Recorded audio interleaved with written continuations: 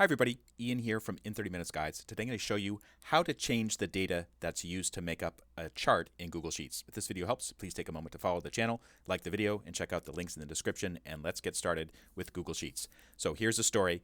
This is Google Sheets. Doesn't matter if you're using a Chromebook, a Mac, or Windows, as long as you can open Google Sheets in a browser.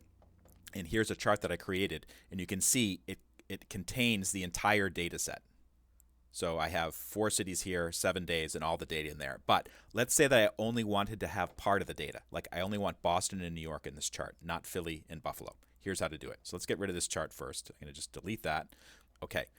The easy way to do this is actually just to select the data that you want to use in the chart. So I'm going to drag with my mouse, and I'm going to just have Boston and New York, and then all the days of the week. I'm going to go to the Insert Chart icon on the toolbar, select that, and we're going to be using a column chart, and you can see it only has 2 cities, Boston and New York. It doesn't have the rest of them.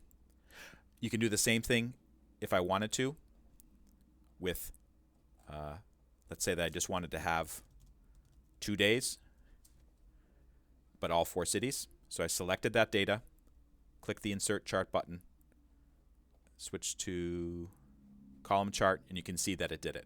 All 4 cities, but just 2 days on it.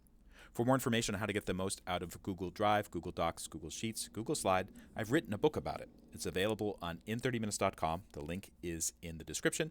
If this video helped you out, please take a moment to like it and follow me on YouTube. I'll have more videos like this. And thank you so much for watching.